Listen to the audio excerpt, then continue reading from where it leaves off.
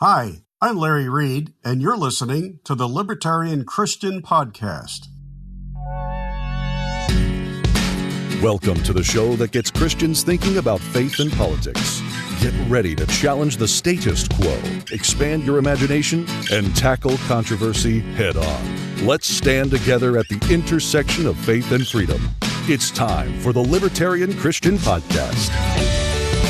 Welcome to another episode of the Libertarian Christian Podcast, a project of the Libertarian Christian Institute. I'm Doug Stewart, and joining us today again is Dr. Jamin Hübner. Dr. Jamin Andreas Hübner is a professor of business and economics at University of the People and Western Dakota Technical Institute. He is a former associate professor of Christian Studies, where he taught New Testament, Greek, and systematic theology for 6 years. He's also the editor of the Christian Libertarian Review, and he's here to talk to us about democratic socialism. And he's writing a book on democratic socialism. So he's the guy to talk to today. Jamin, thanks for joining us. Thanks for having me back. So democratic socialism, I wish we could say it were a fad.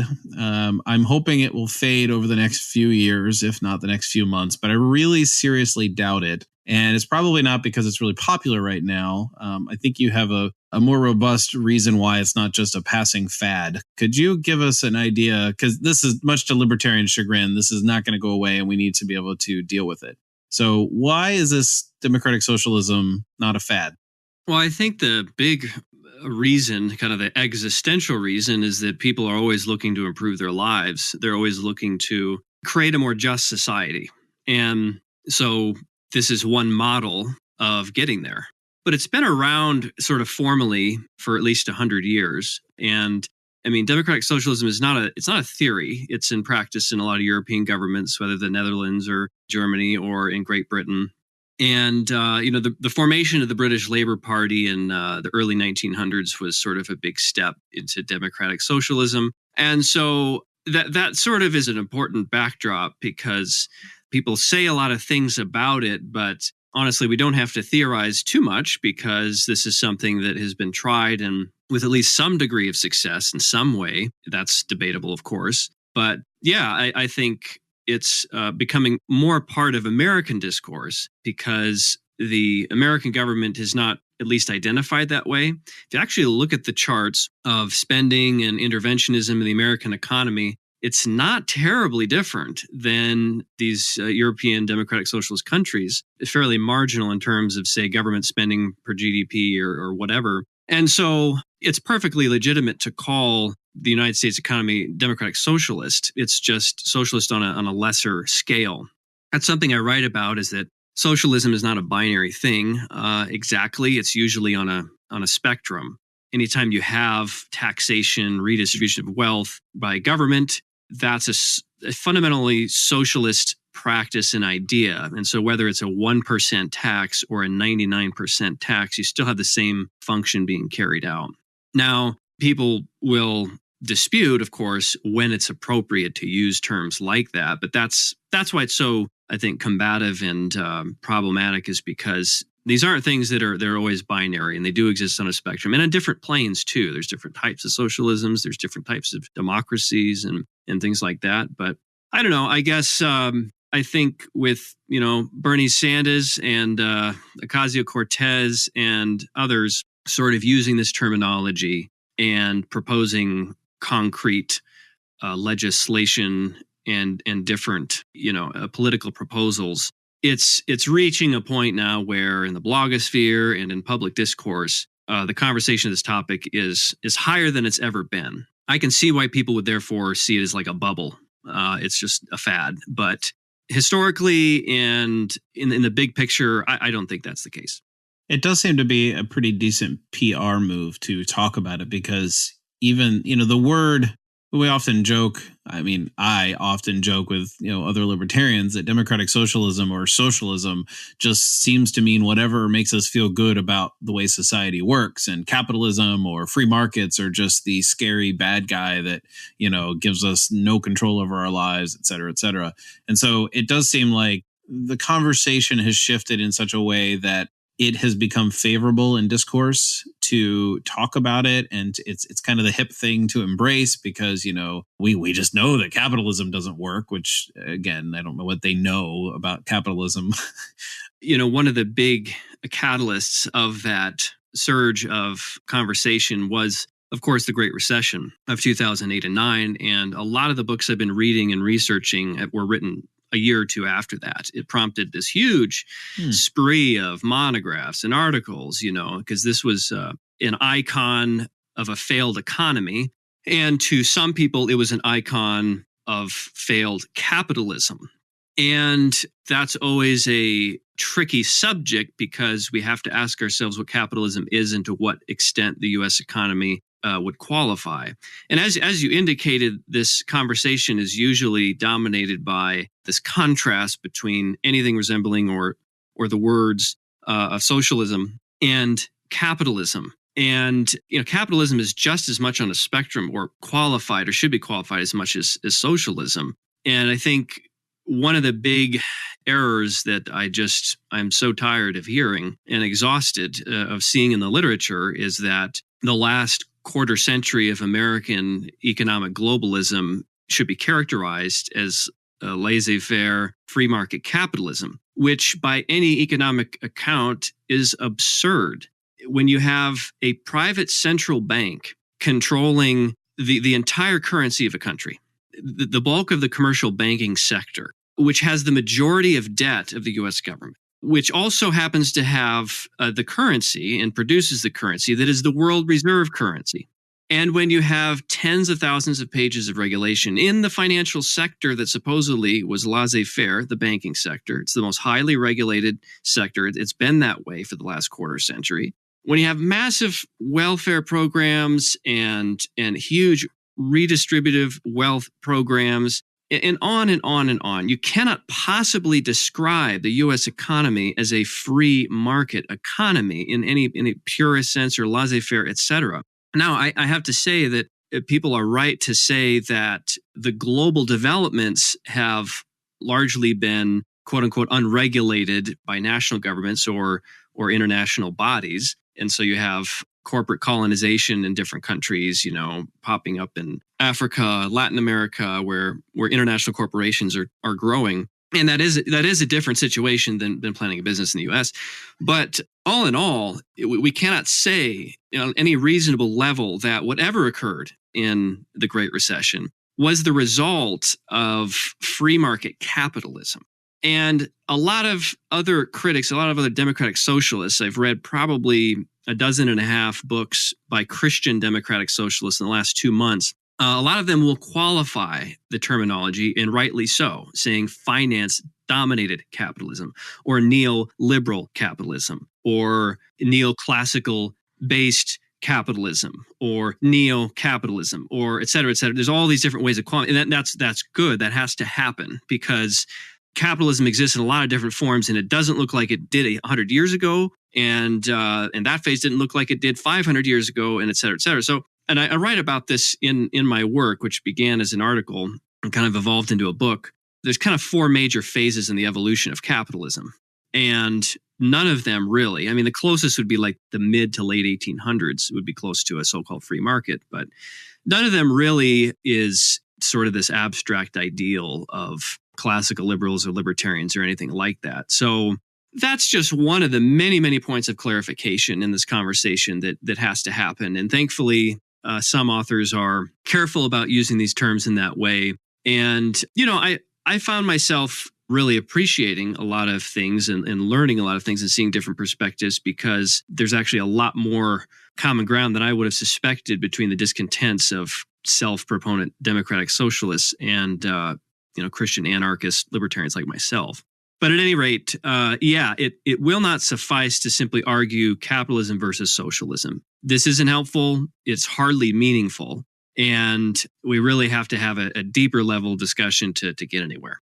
I've often been a little disappointed in the way that the discourse has gone when I've talked with people, say, on Facebook or other forms of, communication that, when we talk about, we libertarians, proponents of the free market, proponents of freedom, opponents of state intervention and coercion, argue with people about, well, that's not really capitalism because, and you can list a good handful of things that demonstrate that that's not a real free market. And people get really, really frustrated because, well, they're like, well, you can't just say that that's not real capitalism because you don't like a certain element of it. And, it seems like the flip is true as well. And say you have people saying, well, the socialism, say in Venezuela or Cuba or North Korea, oh, well, that's not what we're talking, and they say, well, we're talking about is things like social welfare programs like in the Norwegian countries and so forth. And I agree with you. And I'm really glad that you kind of made the point that there isn't just like capitalism versus socialism, because there's a huge spectrum in both that you could kind of define yourself on.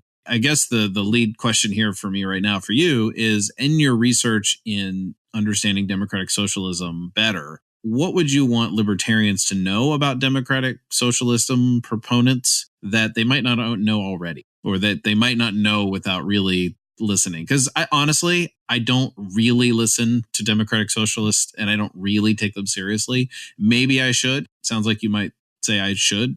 Yeah, well, there's democratic socialisms, and my focus is Christian democratic socialisms. And I've read, a lot of books where, I like you, I was pretty ignorant about it, and I didn't want to misrepresent anything, and I don't, and I know how frustrating that is. There's just agreement on some things, I think, at least on a theoretical level.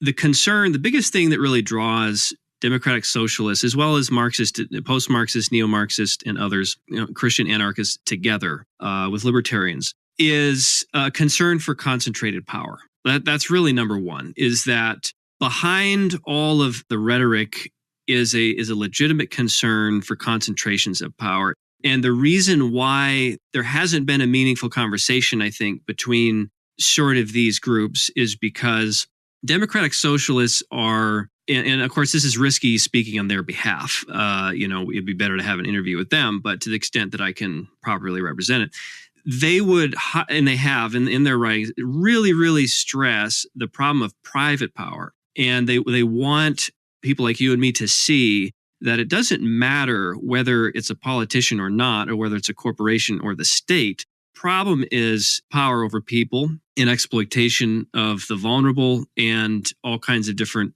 injustices that result from that. Like power differential. Right. And I guess a big thing is that, crony capitalism. Capitalism is a form of where private powers control governments, or public power.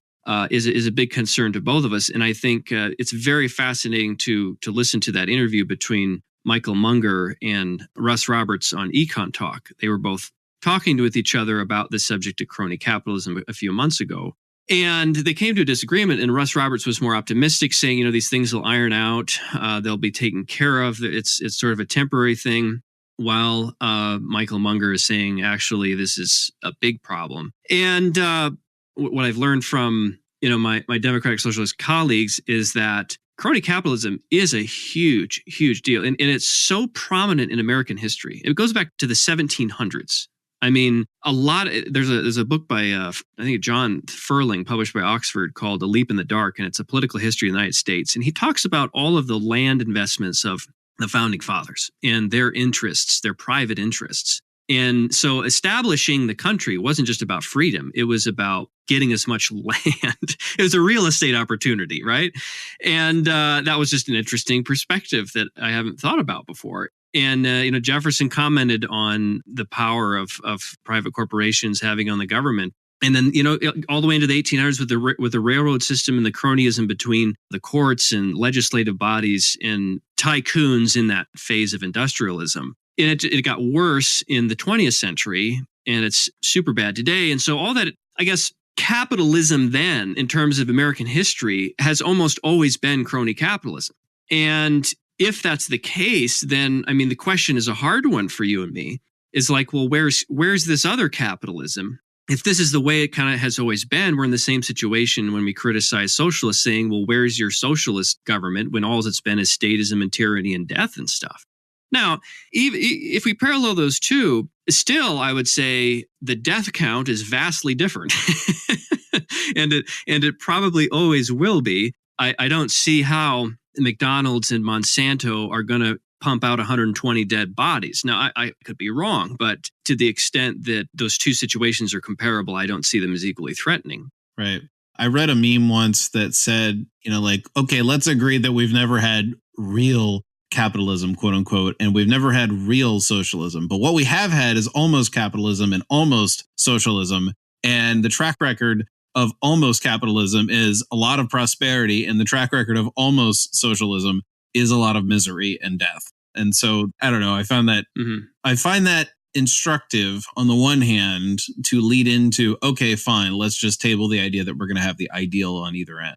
Yeah, well, let me turn the conversation around a bit. I was sort of describing how things we can learn, that democratic socialists would want us to know. If we turn that around a little bit, there's just a rhetorical problem in the words and phrases we use, like free markets, like capitalism, like global expansion or whatever. Because here's what's happened is that in the last quarter century, you got people like Ronald Reagan and Margaret Thatcher and Tony Blair and George Bush and Clinton. And they're all proposing what's called neoliberalism, which is basically neoclassical economics embodied in a crony capitalist state environment. And so when you have someone like George Bush or Blair or others saying we need markets, we need capitalism, this is the only way to go, it's the way to prosperity, it's extremely important for everybody to realize that they don't give a crap about economic principles. They are not saying this because they are invested in these ideals. They are saying it because it favors the companies that own them. Okay? That's really, really important. Because when I talk about free markets, or you talk about free markets, I talk about capitalism. I have different reasons for why I'm making the arguments that I do. And I would have sharp distinctions from neoconservatives like Bush and the neoconservative political parties, the Republican Party and other people like that they would not tolerate. And so I guess what I'm saying is that when people hear us, praise the market system or praise capitalism, they hear the same thing when they hear Bush or a politician praising markets and capitalism. But what's behind that is cronyism, is private, corporate, unjust practice, domination, greed, all the stuff that they're generally right about. And so that's a point that we have to distinguish, is that we're using the same language, but standing behind it are different qualifications and different reasons for supporting. Yeah, there's a vast difference between the free market policies of somebody like a George Bush or Ronald Reagan, for that matter, and somebody like a Ron Paul. If that's what you're calling capitalism, then that definition has a very, very just watered down meaning. Yeah, well, and there's good reasons why when Ron Paul had his conversation with Cornel West, the Christian Marxist, democratic socialist, he was interviewed by Tucker Carlson on Fox News months ago, or maybe it's a long time ago now, I can't remember. But West, who was a seminary professor, I think he's at Yale or Harvard now, and Ron Paul, who our listeners are familiar with, they came away with a lot of agreement. And there are good reasons for that. Is in this area of corporate control of governments, it's just a huge, huge problem. And simply saying, well, we need a lesser government doesn't answer that. It doesn't address that issue. The issues of classical liberalism mostly don't directly critique that problem. And so there needs to be a more nuanced and direct conversation about the problem of private control of the public means of coercion. Many Christians are somewhat attracted to the idea of democratic socialism for a variety of reasons. And I know one of them is that, it can be very easy to make you can make the Bible say anything, but I've seen it done where people say that, if you look at the early church, this is what genuine community looks like. And this is what God expects of people who take care of each other, et cetera, et cetera. And what they do is they use the Bible to say, well, we should have something that resembles some sort of democratic socialism because there needs to be safety nets and we don't want people to go without, basic needs, et cetera. And so on the one hand, it's like, okay, well, great, because the church has always supported and endorsed and encouraged the kinds of communities that are what we might call communal. We might call them miniature versions of socialism in a way, but that would be anachronistic anyhow. And so I just often wonder, at what point do a bunch of people volunteering or willingly getting together and saying, all right, well, we're going to form this group, and maybe there's a legal entity involved with that or not, but we're going to form this group and we're going to take care of ourselves and each other because we're together. At what point does that become, I mean, you could say that that's just 300 million people coming together and saying, well, we're just going to call ourselves American and this is what it's going to look like. And so we need to make sure that we take care of everybody. I mean, we can jump from the 30, community to the 300 million, but at some point in between, it's not the same. Something changes. And I don't know, what do you have to say with like things that resemble socialism, like mini socialisms, become this whole full-blown thing? Yeah, well, first of all, a lot of the goals of democratic socialism, at least in theory, by scholars like Dorian or Daly or Reiger and a lot of others in this conversation, the goals are decentralized power, distributed goods according to need. You hear the language of common good and so forth. And like you said, more communal integration where it's not individualistic, at least in the modern sense of that term. And where basically people are using their gifts for the benefit of the whole, kind of like that model of the church in 1 Corinthians about the body. And so on that basic level, I sympathize pretty much the whole way. And especially when we talk about protecting the vulnerable in society, that's a huge, huge Christian value in both testaments. And so, so the question is, well, okay, how do we do that? Well, we have some indications from the scriptures, as a lot of different people pointed out. There's this distributism thing in the Old Testament with the land and the year of Jubilee, and the different prophets have spoken about people acquiring too much wealth and how they neglect the poor. And then in the New Testament, you have the Sermon on the Mount and things like Acts 2 and 3, where the church shared goods and pooled resources together for the use of each other. So there's a pretty good case for Christian democratic socialism if that's all that's meant. And I don't really have a problem with that. The problem comes in when we condone the modern nation state. We just acknowledge its legitimacy without question. Or, as a lot of scholars and authors do, they bless it because this is supposedly a permanent sphere of society. I don't believe it is. And I don't think a lot of so-called institutions of society are permanent. But anyway, where that entity is entrusted with the power of simply achieving and enforcing social justice according to these ideals.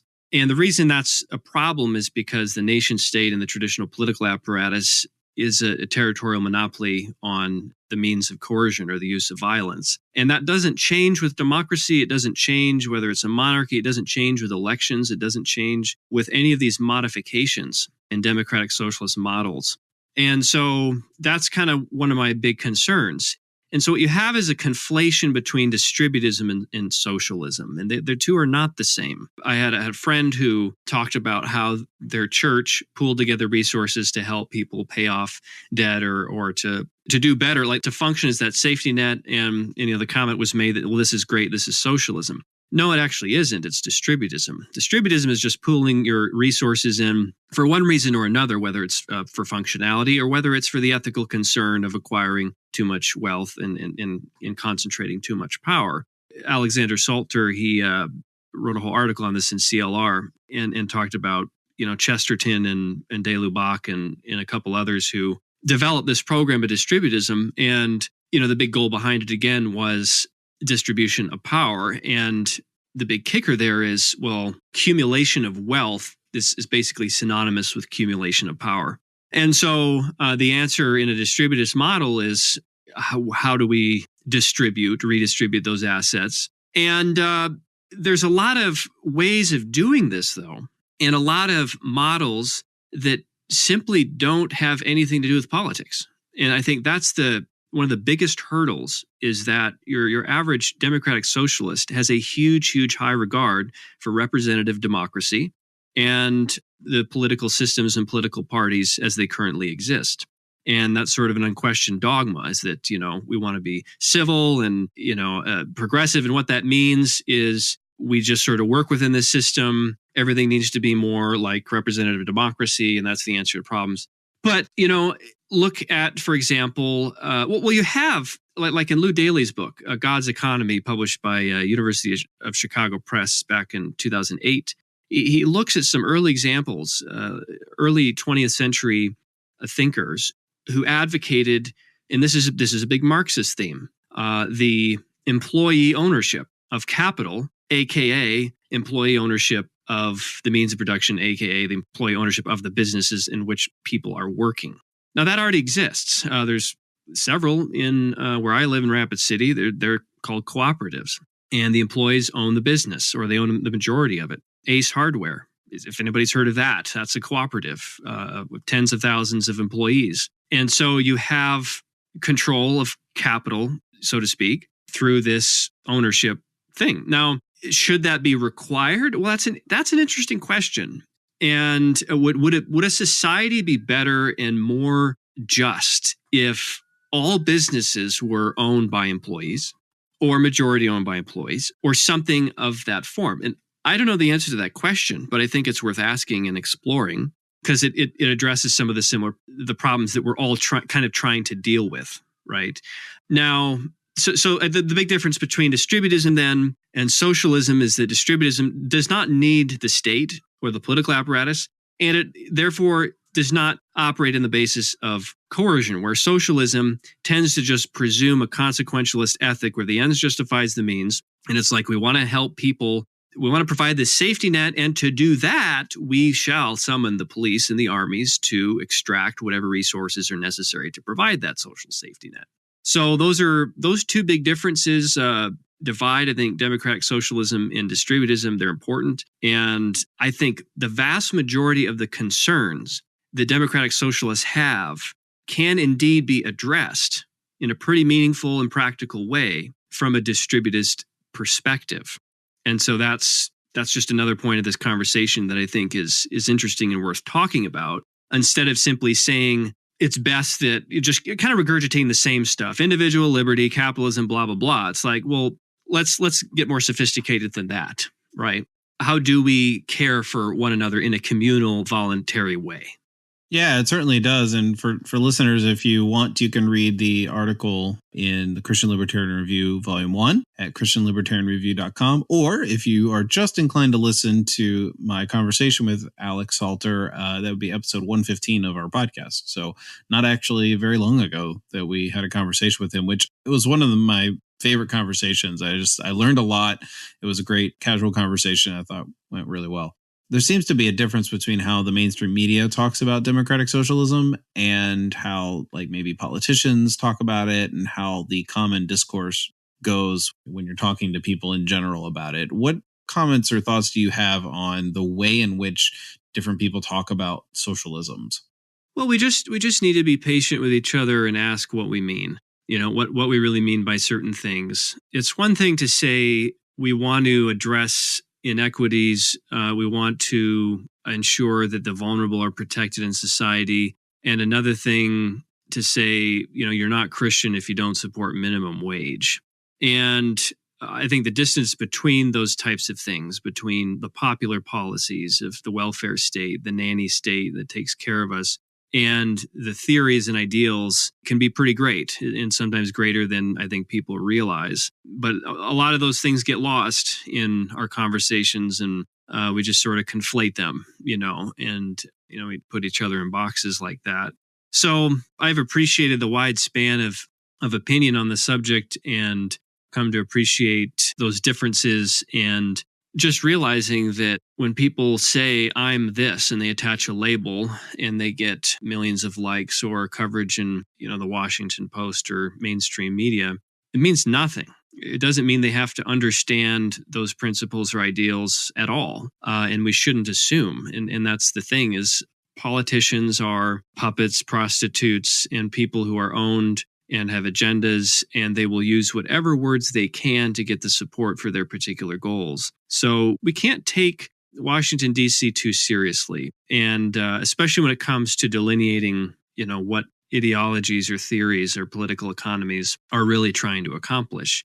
Now, that's not to say that, we should be totally negligent and unconcerned about how things develop, because like what matters in some respects isn't even the theory, but what's practiced. And so it's like, whether Marx said this or that, in the name of Marxism, here's what happened, And so, whether it's Sanders or AOC or others who are very upfront and explicit about their type of policies and what they want to see happen, it's important to be aware of that behind these ideas is always an assumption to rule or have control. And when you give people the control to do good, you give them the same power to do bad. So that's just, an important reflection on political economics in general. But yeah, we treat each other with the same respect that we expect and that we would want in our own conversations. And, we don't want to be too hesitant to jump to conclusions. And that's why I'm writing this. It's just such a hairy issue. And I have labored over how to arrange it. And it's been kind of a nightmare to wrestle with because there's just so many qualifications and so many terms. And that's why it doesn't seem to produce much fruit in your 140 characters conversations. It can't work. Well, Jamin, thank you for coming on and talking about democratic socialism. I am looking forward to your work on that, your book coming out. And so I am sure we will have you on again to either talk about this issue or talk about all kinds of stuff that you're working on. Thanks for being with us. Yep, thanks again. Thank you for listening to another episode of the Libertarian Christian Podcast. If you liked today's episode, we encourage you to rate us on Apple Podcasts to help expand our audience. If you want to reach out to us, email us at podcast@libertarianchristians.com. You can also reach us at LCI Official on Twitter. And of course, we are on Facebook and have an active group you are welcome to join. Thanks for listening, and we'll see you next time. The Libertarian Christian Podcast is a project of the Libertarian Christian Institute, a registered 501c3 nonprofit. If you'd like to find out more about LCI, visit us on the web at libertarianchristians.com. The voiceovers are by Matt Bellis and Catherine Williams. As of episode 115, our audio production is provided by Podsworth Media. Check them out at podsworth.com.